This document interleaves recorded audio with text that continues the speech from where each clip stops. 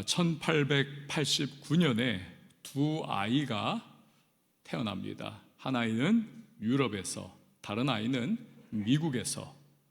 두 아이는 자라면서 자기만의 꿈을 갖습니다. 유럽에서 태어난 아이는 우리 나라를 전 유럽을 통치하는 나라 되게 해주겠다. 그 일에 내가 정말 나의 평생을 걸겠다.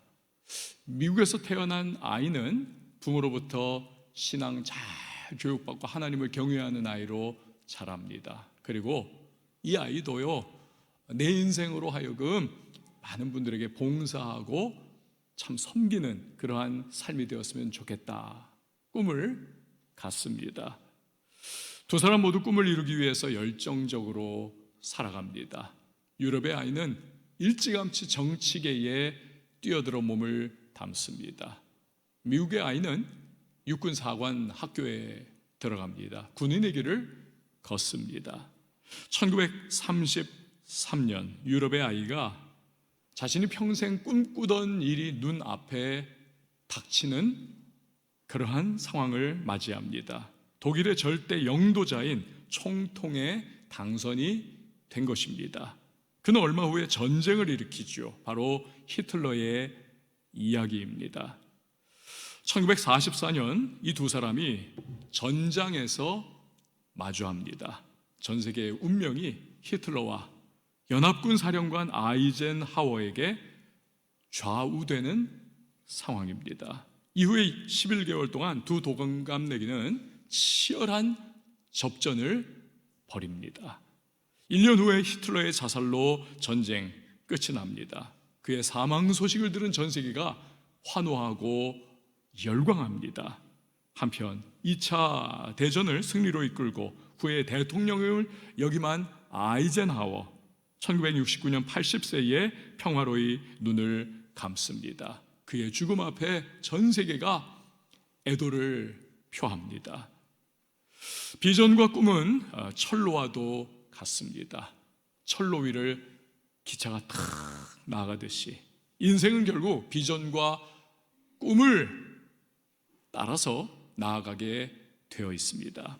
그렇게 비전과 꿈이 중요하지만 바른 비전과 바른 꿈, 이것이 필수입니다. 잘못되거나 삐뚤어진 비전, 사리사욕에 근거한 꿈, 그렇다면 제 아무리 큰 성취와 성공과 업적을 가졌다 할지라도 결국 인생을 후회할 수밖에 없습니다. 하나님은 어떤 사람을 쓰시고자 하실 때에 그에게 비전과 꿈을 부어주십니다.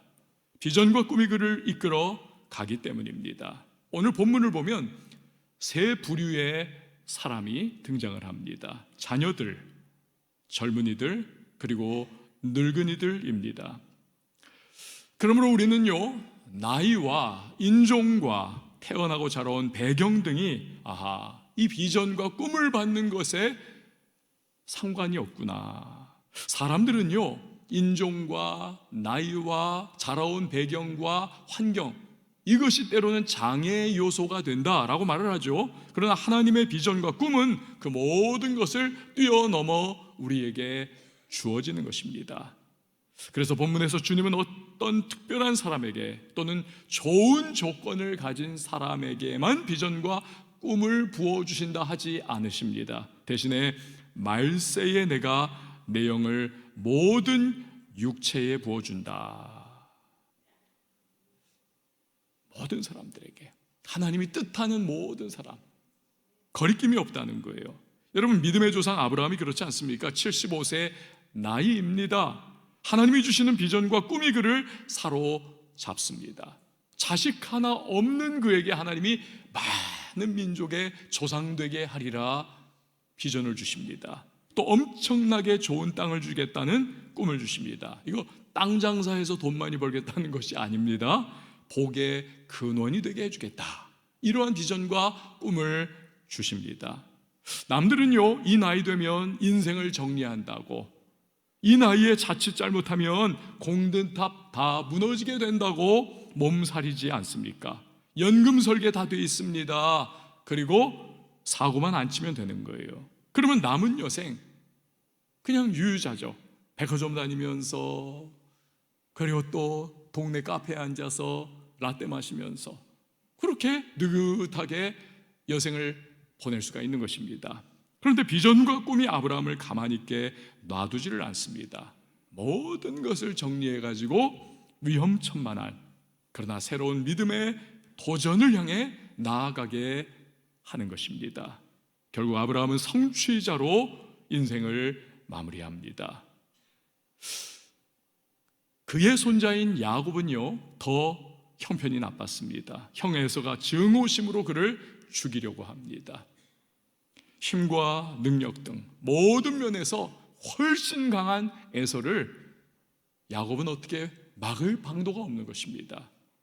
그래서 단 하나의 내가 목숨을 부지하는 방법은 이거다. 36개 주랭랑을 치는 것입니다. 에서가 따라오지 못할 만큼 멀고 먼 외삼촌 라반의 집으로 도피하는 것입니다. 그러던 중에 들판에서 외로이 잠을 자고 있습니다. 그 기가 막히게 안 좋은 타이밍에 하나님께서 비전과 꿈을 주세요. 내가 너와 함께 하겠다고, 복을 주겠다고, 할아버지 아브라함처럼 그도 많은 민족의 조상 되게 하겠다 말씀하십니다. 왜 하나님께서는 이처럼 지질이 궁상일 때 찾아오셔서 복을 주신다 말씀하시는지 모를 지경입니다. 그런데 그 비전과 꿈이 이후에 야곱을 평생 동안 이끌어가는 것입니다. 또 그 비전과 꿈 때문에 그는 타락하지 않습니다. 비록 야곱, 즉 교활한 사기꾼이라고 하는 뜻의 그 이름처럼 인간적인 본성이 그 속에서 그냥 불쑥불쑥 튀어나오는 순간들이 있었습니다. 하지만 그래도 하나님의 전적 도우심이 내게 주신 비전과 꿈을 이루는 능력이다, 이 사실을 알았기 때문에, 그런데 결정적인 순간마다 다시 하나님을 붙잡고는 했습니다. 그 역시 결국 성취자로 인생을 마무리합니다.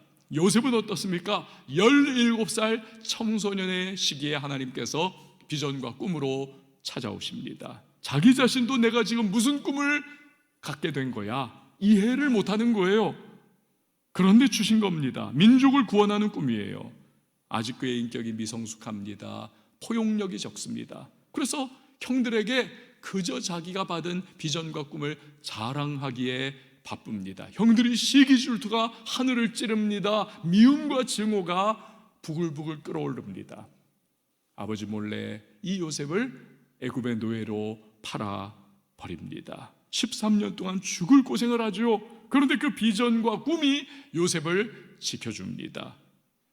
때때로 대충 살고 싶은 마음이 들었겠죠. 주인만 아니면 유혹의 눈길을 보냅니다. 눈에 보이지 않는 하나님 대신에 눈에 보이는 애굽의 우상들 섬기고 싶은 마음도 불쑥불쑥 들었을지 몰라요.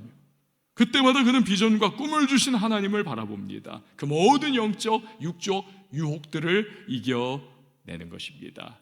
그 역시 결국 성취자로 인생을 마무리합니다. 여러분, 이처럼 비전과 꿈은 상황과 형편에 상관없이 모든 사람에게 또 누구에게나 주어질 수 있음을 믿으시기를 바랍니다. 저와 여러분에게도. 불신자들의 비전과 꿈은요, 그 근원이 다양합니다. 자기 자신 또는 누군가 도전이 되는 사람의 영향력, 여기에서 비전을 캐내기도 합니다. 자기가 경험했던 일들로부터, 환경과 상황으로부터 비전을 발굴해내기도 합니다. 그러나 불신자들의 공통점은요, 하나님 없는 비전과 꿈을 가진다는 겁니다. 그 꿈에 하나님이 거하실 자리를 내어드리지 않는 겁니다. 폄훼하거나 도매금으로 매도할 마음은 없습니다. 그들을 통해서도 인류 문명의 위대한 진보가 이루어져 왔습니다. 사회가 발전하고 인생의 꽃이 피워지기도 했습니다. 우리가 많은 누리는 것들이 그들의 비전과 꿈의 결과이기도 합니다. 그 부분에 있어서는 우리도 고마워할 줄 알아야 하고 존경할 줄 알아야 할 것입니다.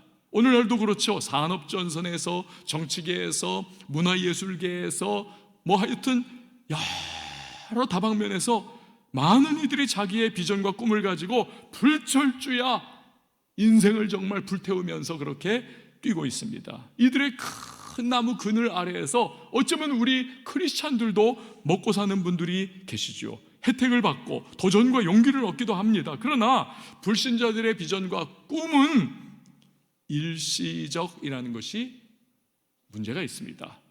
제 아무리 대단한 업적과 성취를 이뤘어도 일시적이에요. 그걸 대표적으로 보여주는 성경 말씀이 베드로전서 1장 24절 말씀입니다. 함께 봅니다. 시작. 그러므로 모든 육체는 풀과 같고 그 모든 영광은 풀의 꽃과 같으니 풀은 마르고 꽃은 떨어지되. 아멘. 그리스 로마 신화에 나오는 아킬레스, 여러분 기억하시지 않습니까? 그의 비전과 꿈은 자기 이름이 영원히 남는 겁니다. 극강의 전투력을 가지고 있고 그 힘과 능력과 용맹함이 출중한 내 이름이 영원히 기억되는 것, 이 그의 비전과 꿈이에요. 그래서 참여하면 반드시 죽는다는 그 트로이 전쟁에도 그는 참전하는 것 아닙니까? 하지만 오늘날 오랜 세월 지난 지금 누가 그를 기억합니까? 누가 크게 의미를 부여합니까? 그저 그냥 떠오르면 되게 센 사람, 이 정도. 그것도 그리스 로마 신화 읽을 때나 아킬레스 있지 참, 이 정도 아닙니까?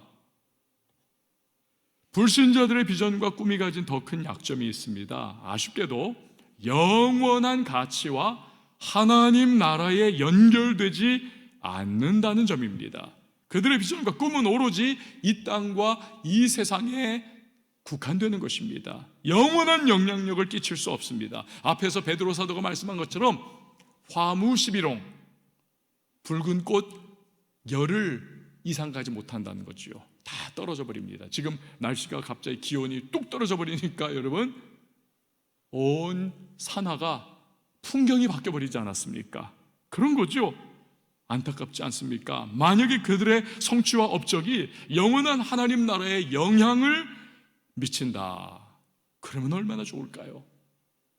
그런 점에서 우리들 크리스찬이 가지는 비전과 꿈은 차별점을 가지고 있습니다. 왜냐하면 만약에 우리가 하나님이 주시는 비전과 꿈을 소유할 수 있다면, 그리고 그 비전과 꿈을 이룰 수 있다면 그 비전과 꿈은 영원한 하나님 나라에 영향을 미치기 때문입니다. 그게 앞에서 살펴본 아브라함의 예요, 야곱의 예요, 요셉의 예가 아닙니까? 또 성경에 나오는 무수한 믿음의 사람들이 우리에게 그것을 보여주고 있지 않습니까? 다니엘 12장 3절이 그것을 말씀하는 것이죠. 우리 같이 한번 읽어봅니다. 시작.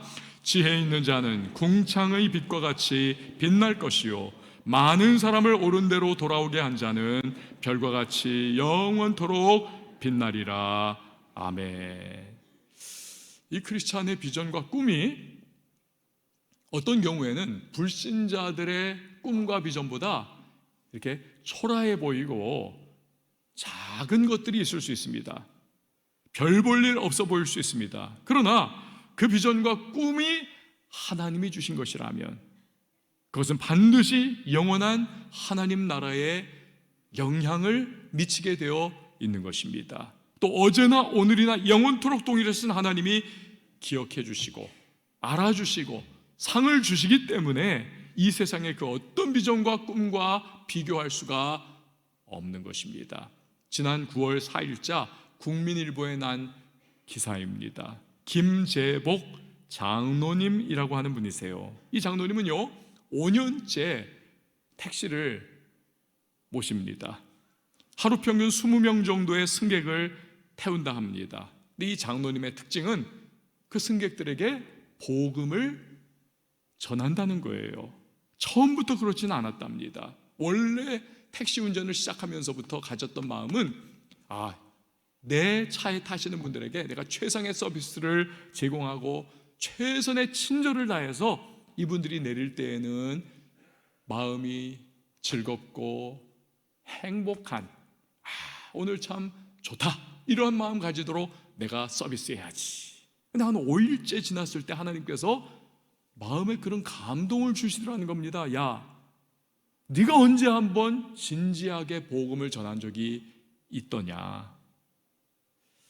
그때부터 안 되겠다. 승객들에게 복음 전하는 것이 장로님의 비전과 꿈이 됐습니다. 최대한 서비스를 잘하고 최선의 친절을 베풀면서 이제 분위기가 조금 무르익고 승객이 마음이 열리면 그때 넌지시 혹시 예수 믿으세요? 교회 다니십니까? 이러면서 실타래 풀리듯 복음을 전한다는 거예요. 물론 왜 승객에게 전도하느냐 화를 내는 분이 있죠. 별점 테러를 그냥 주는 그런 분들도 있답니다. 한 번만 더 나한테 예수 이야기하면 얻어맞을 줄 아세요? 막 주먹을 휘두르는 그런 분들도 없지 않아 있다는 것입니다. 하지만 최대한 승객이 불편함을 느끼지 않을 정도로 하여튼 서비스를 잘하면서 이 분위기를 조성한다는 거예요. 그래서 그 결과 별점 5점 만점에 늘 4.5에서 4.6점, 최상이죠. 최상이 그 별점 평가를 받는다는 것입니다. 자, 여러분, 이분의 이 비전과 꿈, 이 세상에 유수한 인물들에 비하면요 사실은 초라해 보일 수 있습니다. 작아 보일 수 있어요. 그러나 장로님의 비전과 꿈은 영원한 하나님의 나라에 영원한 영향력을 미치게 됩니다. 왜 그렇습니까? 어느 날 천국 갔을 때 스쳐 지나갔던 그 승객들 중에 누군가가 장로님을 끌어안으면서 천국에서 장로님, 그때는 제가 장로님한테 주먹을 휘둘렀고 별점 테러를 날렸고 그때는 제가 뭘 몰라가지고 화를 냈었지만 그러나 나중에 제가 인생의 위기와 어려움이 다가왔을 때 택시에서 예수 소개해 줬던, 듣기 싫어하는 내 얼굴 표정에도 불구하고 복음을 전해줬던 장로님 때문에 제가 교회를 나가게 됐고 예수 알게 됐고 그래서 제가 오늘 이 천국에 올 수 있게 됐습니다. 그러면서 함께 영원한 예배를 드린다. 여러분, 이것은 그 하나님의 나라에 영원한 영향을 끼치는 이 장로님의 비록 초라해 보일 수 있고 별건 아닐 수 있는 것 같은 비전과 꿈은 그야말로 어마어마한 영원한 영향력을 남기게 되는 것입니다. 어떤 분은요, 그래도 그렇게 작게 살고 싶지는 나는 않아요. 오케이, 하나님이 큰 꿈과 비전을 주시면 그거 붙들면 되는 겁니다. 하나님이 하시는 일은 천편일률적이지 않습니다. 하나님은요 어떤 사람에게는 세상을 품는 위대한 꿈과 비전을 주실 수가 있는 것입니다. 그 여러분이 될 수도 있는 것입니다. 어떤 분에게는 수많은 사람들에게 어마어마한 영향력을 끼칠 수 있는 비전과 꿈을 여러분 마음과 심령 속에 넣어주실 수도 있는 것입니다. 하나님의 생각과 뜻은요 크기와 넓이와 깊이가 우리가 측량할 수가 없는 것입니다. 그러므로 그것이 무엇이든 간에 하나님이 내게 주시는 비전과 꿈을 딱 붙잡으면 그러면 되는 것입니다. 누군가는 노예제를 폐지하고 역사의 한 획을 그은 하나님의 사람 윌리엄 윌버포스라든지 링컨과 같은 위대한 인물이 될 수도 있을 거예요. 누군가는 조선 선교를 통해서 오늘날 한국교회 부흥의 초석을 이룬 언더우드나 아펜젤러 선교사 같은 인물이 될지도 모릅니다. 또 누군가는 가난한 구두 수선공 무디에게 복음을 전했더니 그가 나중에 위대한 대부흥사가 됐지 않습니까? 그 무디에게 복음 전할 때 에드워드 킴볼 선생님이 그런 어마어마한 일이 일어날 줄 자기가 알았겠어요? 꿈도 못 꿨죠. 그냥 저 무지렁뱅이 저 예수님 모르는 저 무디한테 내가 전도해야지, 불쌍하다, 예수님 알려줘야지. 그런데 나중에 보니까 하늘나라에서 별처럼 빛나는 엄청난 위대한 그러한 결과로 이어질 줄 그분이 어떻게 알았겠어요? 이런 분이 여러분이 될 수도 있습니다. 또 누군가는 정치계, 경제계, 문화예술계에서 주님의 비전을 이루면서 주님께 영광 돌리고 사람들에게 거룩한 영향력을 끼치는 분이 될지도 모르는 것입니다. 여러분, 중요한 것은 우리가 하나님 주시는 비전과 꿈을 갖느냐예요. 갖느냐. 그럼 어떻게 우리가 주님 주시는 비전과 꿈을 가질 수 있을까? 그것이 바로 성령께서 하시는 일입니다. 성령은 예수님께서 승천하시면서, 부활하신 예수님이 하늘 올라가시면서 이 땅에 우리를 고아처럼 내버려 두지 아니하시고 나의 영을 너희에게 부어주겠다 해서 오신 예수님의 영이 성령이세요. 그 성령이 우리 안에 거하시면서 우리에게 비전과 꿈을 부어주시는 것입니다. 이걸 보여주는 것이 바로 오늘 우리가 읽은 본문 말씀이에요. 우리 다시 한번 읽어보도록 하겠습니다. 시작. 하나님이 말씀하시기를 말세에 내가 내 영을 모든 육체에 부어주리니 너희의 자녀들은 예언할 것이요 너희의 젊은이들은 환상을 보고 너희의 늙은이들은 꿈을 꾸리라. 아멘. 이 말씀을 예수님이 전했던 1차 대상, 예수님의 제자들이죠. 예수님의 제자들, 12제자, 이들은 원래 배신자들이요 겁쟁이 아니었습니까? 예수님 십자가에 못 박혀 죽으니까 다 무섭다고, 나 죽기 싫다고 도망치고 예수님 부인까지 하고 막 그랬던 사람들 아닙니까? 그러나 이 말씀처럼 오순절날에 성령이 임하시니까 그들이 막 방언을 말하고 또 예수의 증인이 되어 온 세상 구원하는 위대한 비전과 꿈의 소유자들이 되더라는 것입니다. 할렐루야. 여러분, 그렇습니다. 성령은 우리에게 비전과 꿈을 주시는 겁니다. 자, 그럼 우리가 어떻게 성령께서 주시는 비전과 꿈을 받을 수가 있을까요? 불신자들이 비전과 꿈을 받는 과정과 사실은 비슷합니다. 때로는 성령께서는 우리 환경과 상황 속에서 우리에게 감동을 주시고 그래서 비전과 꿈을 갖게 하실 수도 있습니다. 또 주변의 사람들을 통해서 영향을 받게 하셔서 비전과 꿈을 내가 발굴해 나가도록 이끌어 가시기도 합니다.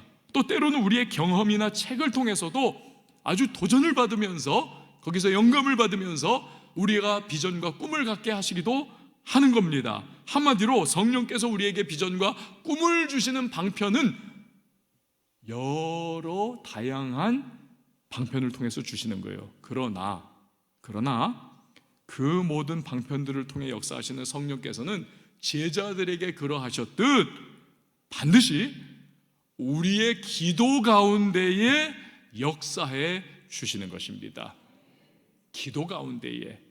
왜냐하면 우리는요 끊임없는 죄성에 휘둘리는 사람들 아닙니까? 마귀의 유혹의 공격 대상들이 아닙니까?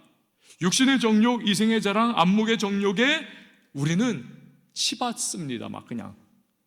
그럼 마치 안테나 부러져 가지고 주파수 못 잡아서 지직거리는 라디오처럼 성령의 세미한 우리를 향한 음성, 이거 우리가 들을 수 없는 거예요. 그러면 비전과 꿈이 무엇인지를 모르는 거지요. 여러분, 기도할 때 우리의 영이 예민하게 살아난다는 사실을 믿으시기를 바랍니다. 기도할 때. 그래서 기도할 때 성령께서 주시는 세미한 인도하심 받을 수 있고 그분이 주시는 비전과 꿈을 내 안에 받을 수가 있는 것입니다. 또한 기도할 때 나의 육신의 욕망이 만들어낸 거짓 비전과 꿈을 우리가 분별해낼 수가 있는 거예요. 겉으로 포장은 그럴싸해요. 그러나 이게 성령의 주시는 분별력으로 보면 이게 내 욕심에서 그냥 만들어낸 비전과 꿈인 거죠. 이걸 제해버릴 수가 있어요. 기도하는 사람은. 그리고 성령이 주시는 진짜 비전과 꿈으로 나아가게 되는 것입니다. 기도가 이렇게 중요한 것입니다. 윌리엄 캐리는 소년 시절에 아주 그냥 지질이 가난한 구두수성공이었습니다. 아무런 소망 없이 살아갑니다. 그러나 예수 믿고 성령을 받으니까 관점이 바뀌고 삶의 태도가 변화하고 무엇보다도 위대한 꿈과 비전을 그가 소유하게 됩니다. 그때부터 세계 지도를 쫙 펴놓고 막 그냥 선교의 꿈을 가지는 거예요. 그러면서 세 가지 표어를 그가 만들었습니다. 그걸 붙여놓고 하루 종일 최선을 다하는 겁니다. 그 세 가지 표어가 뭐냐 하니까 첫 번째, Great Vision, 큰 비전을 가져라. 두 번째가 Great Prayer, 큰 기도를 하라. 세 번째가 Great Expectation, 큰 기대를 품으라. Great Vision, Great Prayer, Great Expectation, 이 세 가지를 품으면서 그가 성령께서 주시는 인도 선교의 꿈을 갖습니다. 나 인도 선교 나가겠다. 그때 주변 사람들이 다 비웃습니다. 아니, 구두선공 주제에 뭔 소리 하는 거냐. 심지어는요, 그의 아내조차도 거절을 해요. 당신 지금 미쳤냐 이러면서 아내도 믿지를 못해요. 하지만 기도 가운데 성령께서 주신 비전과 꿈을 향해 그가 담대하게 믿음의 발걸음을 내디딥니다. 그럴 때 그는 위대한 인생을 살 수가 있었고 오늘날 현대 선교의 아버지로 불리우게 되는 것입니다. 성령께서 주시는 비전과 꿈에 있어서 기도의 중요성을 빼놓을 수가 없는 것입니다. 오늘 본문의 제자들도 오순절날 기도 가운데 성령 충만을 통해서 위대한 세계 복음화의 비전과 꿈을 받게 되지 않았습니까? 그래서 종종 여러분 말씀드린 바가 있잖아요. 기도가 가는 대로 인생이 간다. 한번 저를 따라해 주십시오. 기도가 가는 대로 인생이 간다. 한 번 더요. 기도가 가는 대로 인생이 간다.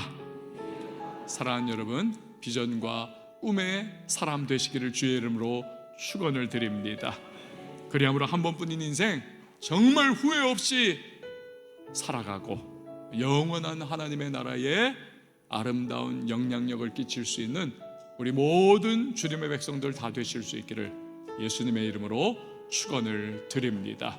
이 시간 우리 잠깐 기도하도록 하겠습니다.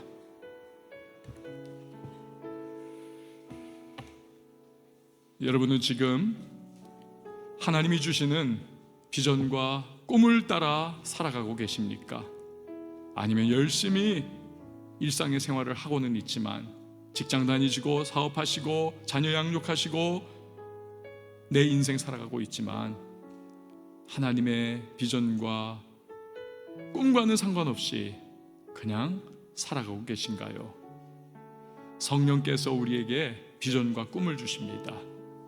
그리고 그 성령께서는 기도를 통해서 역사하시는 영이십니다. 제자들이 오순절날 기도 가운데 성령 충만 받았고 위대한 세계 복음화의 비전과 꿈을 받았. 그래서 그들의 삶이 바뀌고 믿음으로 전진하며 하나님의 능력의 손에 붙들려 멋지게 쓰임받지 않습니까? 기도가 가는 대로 인생이 가는 것입니다.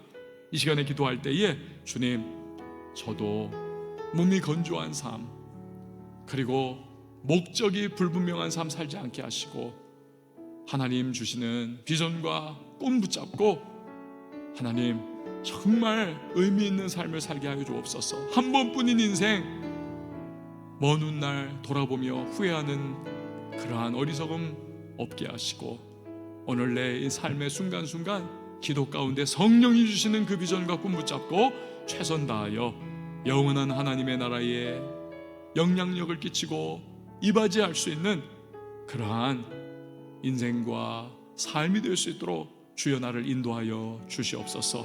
오늘 말씀을 기억하시면서 우리 시간에 잠깐 동안 기도하도록 하겠습니다. 하나님 아버지 감사를 드립니다. 우리를 불러주셔서 예배자 삼아주셨습니다. 오늘 하나님 아버지께서 우리에게 하나님 주님의 말씀을 붙잡게 하시니 참으로 감사를 드립니다. 전능하신 주 하나님 아버지, 거룩한 비전과 꿈의 사람들이 될 수 있기를 원합니다. 단순히 열심히 사는 것, 단순히 최선 다해 사는 것 뛰어넘어서 하나님 나라에 하나님 아름다운 영향을 끼칠 수 있고 이바지할 수 있는 하나님 비전과 꿈, 하나님의 성령께서 주시는 비전과 꿈의 사람 되게 하여 주시옵소서. 기도하게 하시고 기도 가운데 성령으로 말미암아 사로잡혀 비전과 꿈을 갖게 하시고 하나님 아버지 그 거룩한 도전 앞에서 믿음으로 반응하여 주 하나님 아버지 후회 없는 인생 하나님 영원한 그 나라를 하나님 확장해 나가시는 주님의 뜻에 부합하는 인생 살아가게 하여 주시옵소서. 어느 날 우리가 정말로 감사하며 주님 앞에 인도해 주셨음에 찬양하며 우리 돌아볼 수 있는 하나님의 사람들 되게 하여 주시옵소서. 여러분, 이 시간에 다시 한 번 더 기도할 때에 이제 오늘 우리 성찬 예식을 거행을 합니다. 성찬 예식은 세례 받으신 분들 또 입교 교인들이 함께 하실 수 있습니다. 이 성찬 예식은 예수 그리스도께서 십자가에서 몸 찢으시고 피 흘리셔서 나 위하여 대속의 죽음을 죽어주셨고 그래서 그를 믿는 자가 구원받지 않습니까? 이 사실을, 이 십자가의 은혜를 우리가 기념하는 예식이 바로 성찬 예식입니다. 오늘 주님의 찢겨진 몸의 상징인 떡을 먹고 그의 흘리신 보혈의 상징인 이 포도주를 마실 때에 우리가 예수 그리스도께 감사하고 그리고 주님 다시 오시는 그날까지 나 예수 위에 살고 예수 증거하는 삶을 살겠노라 결단하게 되는 것입니다. 그러나 우리는요, 마음에 꺼리낌이 있을 수도 있어요. 지난 한 주간 동안 엉망진창 살았는데 내가 뭐라고 이걸 받을 수 있겠는가?